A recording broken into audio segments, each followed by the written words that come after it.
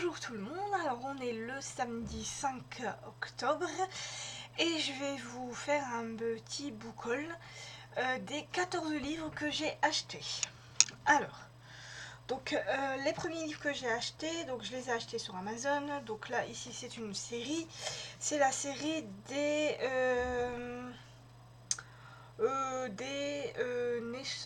Nechov. Voilà, donc c'est toute une série, hein, voilà, vous voyez ici. Donc il y a La Terre des mensonges, La ferme des Nechov, L'héritage impossible et L'espoir des Nechov. Donc apparemment, donc je vais vous lire que le premier, hein, parce que si je vous lis tous les quatrièmes de couverture, j'ai pas fini. Donc le premier, donc c'est quelques jours avant Noël en Norvège, dans une ferme délabrée de Trondheim, la tyrannique Anna Nechov se meurt. Ses trois fils, leur père Ombre fantomatique et Torune, l'unique petite fille, se retrouve alors pour la première fois pour une confrontation explosive où éclateront des drames secrets dont sont tissés leur vie. Voilà. Donc apparemment ce sera une famille qui ont la vie d'une famille qui ont une ferme et qui doivent apparemment jongler avec ça. Je pense à mon avis qu'il y en aura qui veulent vendre la ferme, il y en aura qui veulent pas. Enfin, il y a des petits mensonges, des petits secrets, comme dans toutes les familles, hein, je pense. Donc voilà. Donc là, ici, il y a 4 livres. Hein, et c'est toute une suite. Voilà. Alors, le deuxième livre que j'ai acheté, c'est Karine Gable, Meurtre pour rédemption. Voilà. Donc c'est un livre assez ancien. Il date de... Alors, de 2018. 2018, oh, ça va encore 2018. Voilà, moi j'avais lu Tout blesse la dernière tue. Et j'ai vu que celui-là, il avait beaucoup de succès, il avait eu un succès fou. Donc je me suis dit, ben, je vais essayer de tenter. Alors là, Marianne, 20 ans. Les barreaux comme seul horizon. Perpétuité pour cette meurtrière. Indomptable, incontrôlable, Marianne se dresse contre la haine, la brutalité et les humiliations quotidiennes. Aucun espoir de fuir cet enfer. Ou seulement en rêve, grâce à la drogue, aux livres, aux colis des trains qui emportent l'esprit au-delà des grilles, grâce à l'amitié et à la passion qui portent la lumière au cœur des ténèbres, pourtant un jour une porte s'ouvre, une chance de liberté. Mais le prix à payer est terrifiant pour Marianne qui n'aspire qu'à la rédemption. Voilà. Donc je verrai ce que ça donne, hein. Apparemment il a eu beaucoup de succès, donc on verra bien. Voilà. Après, donc j'ai acheté Peter May, l'homme de Lewis. Donc là, apparemment, il y a 3-4 livres, je crois, c'est une suite. Hein. Donc là, on est... alors, en rupture avec son passé, Finn MacLeod retourne sur son île natale de Lewis. La mort tragique de son jeune fils a détruit son mariage. Il a quitté la police. La lande balayée par les vents, la fureur de l'océan qui s'abat sur le rivage, les voix gaéliques des ancêtres. Il pense pouvoir retrouver dans ces lieux de l'enfance un sens à sa vie. À peine Finn est-il arrivé qu'on découvre le cadavre d'un jeune homme miraculeusement préservé par la tourbière. Les analyses ADN relient le corps à Tormod MacDonald, le père de l'amour de jeunesse de Finn, faisant du vieil homme le suspect numéro 1. Mais celui-ci ne peut se défendre, perdu qu'il est dans les brumes de sa maladie d'Alzheimer. Finn va donc l'aider. Au rythme des fulgurances qui traversent l'esprit sénile de Tormod, le passé ressurgit douloureux, dramatique, dévoilant le sort que la société écossaise a réservé pendant des décennies aux enfants orphelins ou abandonnés que l'Église catholique envoyait sur les îles Hébrides. Voilà. Donc je verrai ce que ça donne. Hein. Apparemment, celui-là aussi, il a eu beaucoup de succès. Mais je pense qu'il y en a 3-4. Si je ne me trompe pas. Alors après, je sais pas du tout. Alors... Après, il y aura l'île des chasseurs d'oiseaux, le braconnier du lac perdu. Donc pour l'instant, on n'en voit que 3. Après, je sais pas du tout s'il y en a un 4e. On verra bien. Donc voilà. Donc l'homme de Lewis, Peter May. Et après, un petit dernier. Donc ça, c'est le dernier de Amazon. Camilla Greb, le journal de ma disparition. Donc j'avais lu Un cri sous la glace. Et l'autre, c'est, je l'ai encore là, il me semble. Je sais plus. Oui, ici, c'est disparition de la baleine. C'est. je sais plus, j'ai plus le titre, je l'ai là. Et l'ombre, voilà, l'ombre de la baleine. Voilà, donc là on est... Alors, il y a 8 ans, Malin, alors adolescente, a découvert une fillette enterrée dans la forêt d'Ormberg, une ville suédoise isolée. On n'a jamais pu identifier la petite victime, devenue une jeune flic ambitieuse. Malin ou Maline, je ne sais pas comment on dit, est affectée auprès de Anne Lagerlin Schnow. C'est vraiment des noms à couper au couteau. La célèbre profileuse et de l'inspecteur Peter Lindgren qui reprennent l'affaire.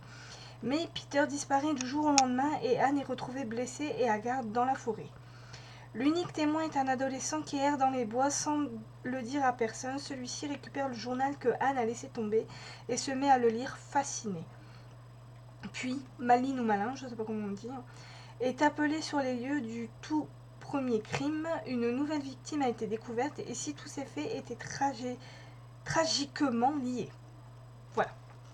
Donc le journal de ma disparition de Camille Lackberg. Donc celui-là pareil, hein, il est assez ancien quand même. Enfin il date de 2019. Ouais, en sachant qu'un cri sous la glace est en 2017. Donc là, édition le 4 avril 2019. Ouais, donc il date de 2019. Donc il n'est pas très très vieux. Mais je sais que j'ai lu L'ombre de la baleine avant de lire le journal de ma disparition. Et j'aurais peut-être pas dû, mais j'ai à peu près compris l'histoire de l'ombre de la baleine. Donc voilà. Après j'ai été au Furet et j'ai acheté le nouveau Joe Nesbo, le couteau, avec le grand Harry Hole. Donc c'est son personnage récurrent. Donc là, Harry Hole a réintégré la police criminelle d'Oslo, mais il doit se contenter des cold cases alors qu'il rêve de remettre sous les verrous Svinfinn, ce violeur en série qu'il avait arrêté il y a une dizaine d'années et qui vient d'être libéré.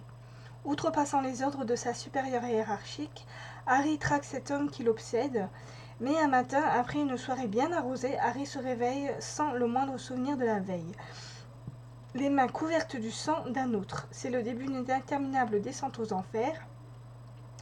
Il reste toujours quelque chose à perdre, même quand on croit avoir tout perdu. Voilà, donc Joe Nesbo, le couteau. Donc moi, par rapport à Joe Nesbo, j'avais lu La Soif, que j'avais adoré. J'avais été voir au cinéma Le Bonhomme de Neige, que j'avais bien aimé aussi en film, je ne l'ai pas lu. Malheureusement, hein, vu que j'ai vu le film, je pense que c'est à peu près pareil. Et j'avais lu Macbeth, donc qui est totalement à part. Hein. Là, on n'est pas avec Harry Hole dans Macbeth, hein, c'est vraiment la pièce de théâtre qu'il a remis au goût du jour en enquête criminelle. Voilà, donc là ici j'ai acheté son nouveau. Hein.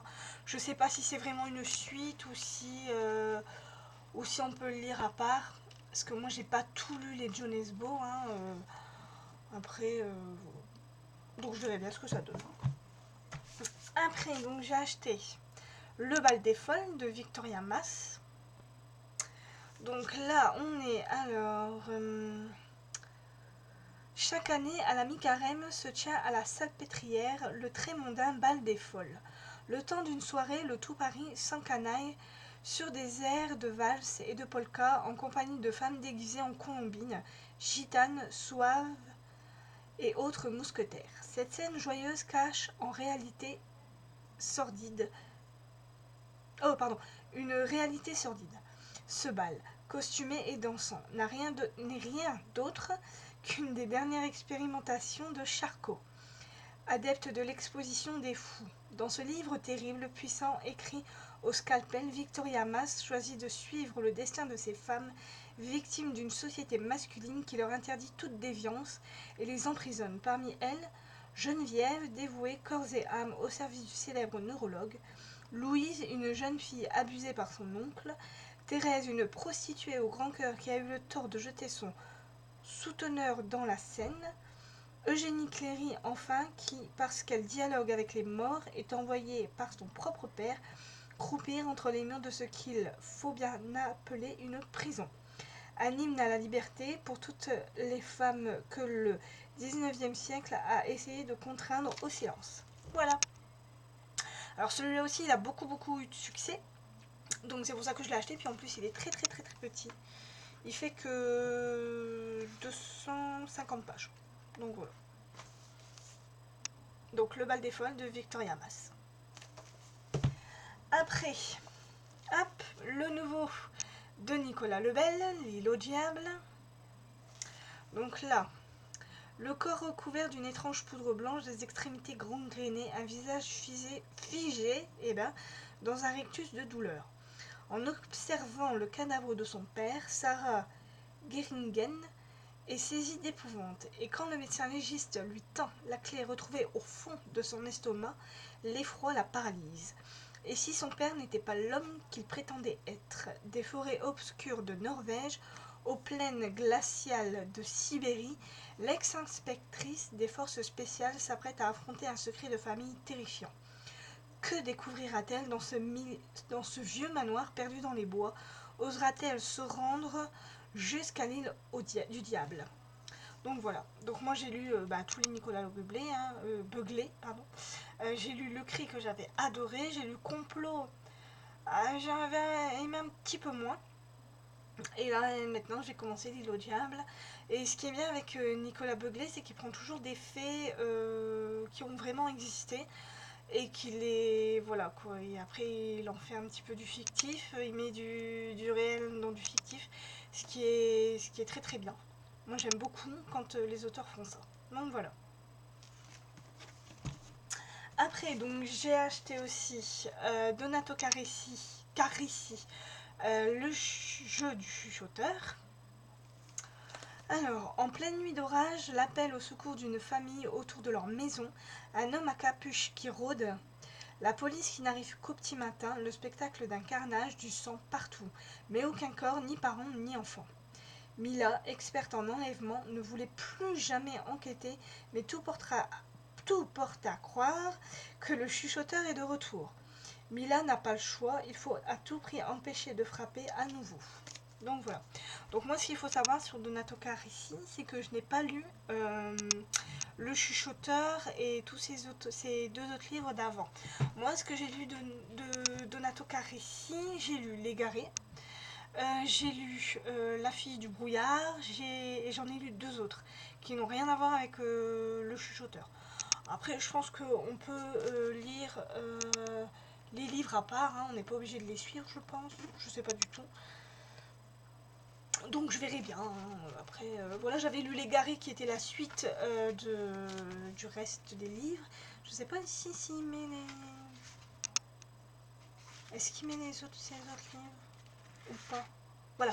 Le Chuchoteur, Le Tribunal des âmes, L'Écorché, La femme aux fleurs de papier, Magnifico, La fille du brouillard, Ténébra Roma et L'Égaré. Donc moi j'ai lu Magnifico, La fille dans le brouillard, Ténébra Roma et L'Égaré. Et j'ai pas lu Le Chuchoteur, Le Tribunal des âmes, L'Écorché, La femme aux fleurs de papier. Mais en lisant L'Égaré, j'ai compris l'histoire. Quoi. Apparemment, L'Égaré, c'est un peu les mêmes personnages que dans Le Chuchoteur, Le Tribunal des âmes et L'Écorché. Après, je pense qu'on peut les lire à part. Y a pas de... Enfin, pour moi, j'ai pas eu de soucis.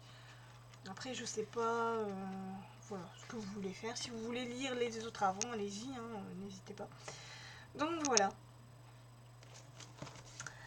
Après, donc j'ai acheté L'étrange histoire du collectionneur de papillons de Ridian Brooke. Alors, 1980, États-Unis. Lou Jones, jeune gallois d'une vingtaine d'années, souhaite voir les États-Unis et écrire le roman de sa vie. Installé depuis peu dans la demeure de sa tante, dans les montagnes Catskills, il passe cependant son temps à flâner, fumer de l'herbe et lire. Un beau matin, alors qu'il est plongé dans sa lecture au bord d'une rivière, un homme étrange l'aborde.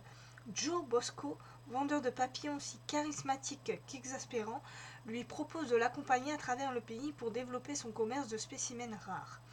Commence alors un voyage extraordinaire qui finit pourtant par échapper à leur contrôle.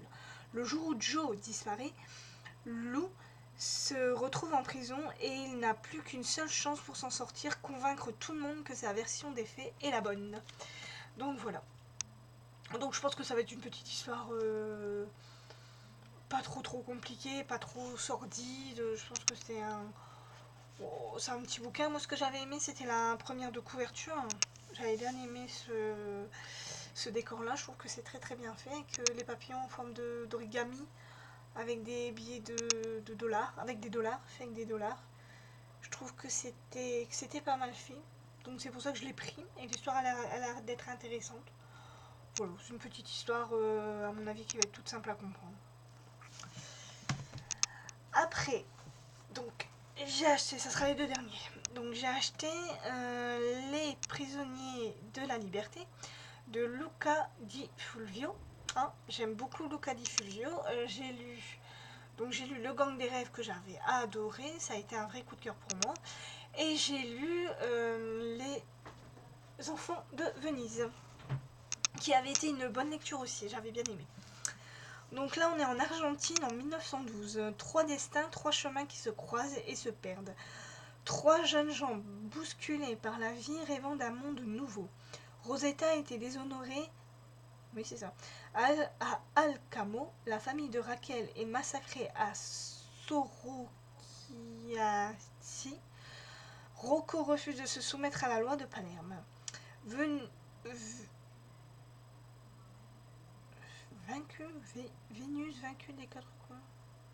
Vénus ou Venu vaincu des 4 coins d'Europe, ils n'auraient jamais dû se rencontrer. Ils se trouvent dans l'enfer de Buenos Aires. Alors là, par contre, venu vaincu, j'ai du mal. Mais bon, voilà ce qui est écrit. Donc voilà, donc à mon avis, ça va être une belle petite histoire. Hein. Moi, j'aime bien le cas du Fulvio. Il fait toujours des beaux petits livres. On est toujours. Apparemment, il y a 4 parties. Mais je pense que ça va se faire assez vite. Hein. En tout cas, j'aime bien.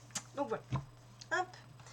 Et le petit dernier, donc Carnaval de Ré Célestin. Alors là, ici, on va être à la Nouvelle-Orléans. Alors, au cœur du sud profond, la Nouvelle-Orléans, construite sur des marécages en dessous du niveau de la mer, a toujours été aux prises avec tornades, inondations et épidémies de toutes sortes. La nature du sol en fait une cité qui s'affaisse, où les morts ne peuvent être enterrés. Alligators, serpents, araignées hantent ces marées. Nombre de menaces ont toujours plané au-dessus de la ville et pourtant, lorsqu'en 1919 un tueur en série s'attaque à ses habitants en laissant sur les lieux de ces crimes des cartes de tarot, la panique gagne peu à peu. On évoque le vaudou, les victimes étant siciliennes, les rivalités ethniques sont exacerbées. Un policier, Michael Talbot, un journaliste, John Riley, une jeune secrétaire de l'agence Pinkerton, Ida et un ancien flic tout juste sorti de prison, Luca d'Andrea, vont tenter de résoudre l'affaire. Mais eux aussi ont leurs secrets. Alors qu'un ouragan s'approche de la ville, le tueur toujours aussi insaisissable continue à sévir, le chaos est proche. Tensions raciales, corruption, vaudou, jazz et mafia, Ré Célestin a puisé l'inspiration dans cette véritable série de meurtres qui ont enflammé la Nouvelle-Orléans. Il nous offre un premier roman inoubliable, au suspense omniprésent, doublé d'un portrait de la ville, d'un réalisme peu commun. Depuis L'aliéniste de Caleb, car on n'avait jamais lu ça. Voilà.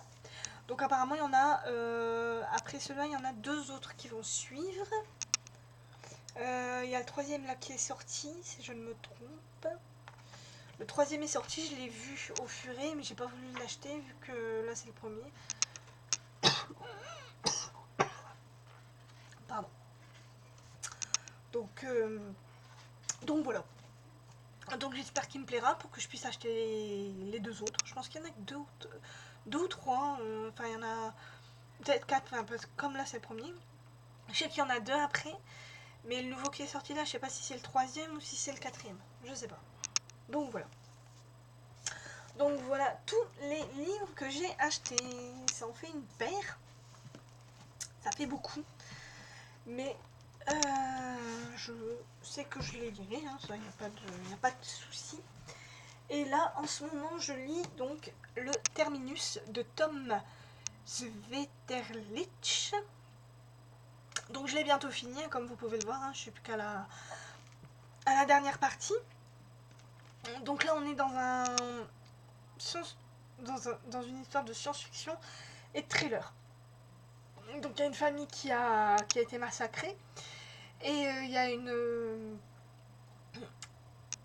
un agent de police, donc une femme, Shannon, qui va essayer de retrouver le coupable de cette tuerie. Hein. Elle pense au départ que c'est le mari qui aurait tué sa femme et ses enfants. Et au final,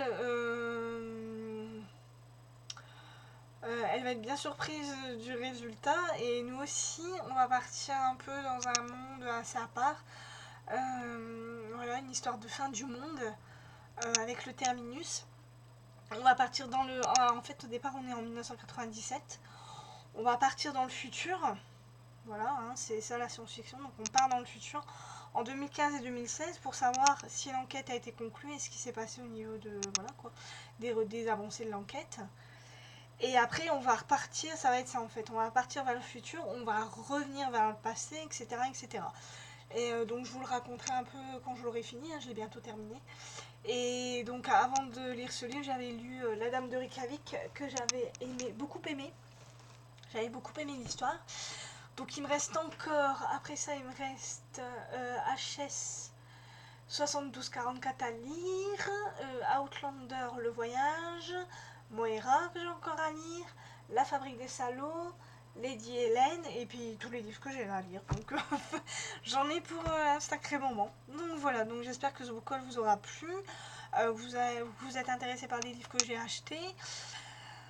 Et puis bah écoutez, bon week-end, bonne semaine prochaine et bonne lecture.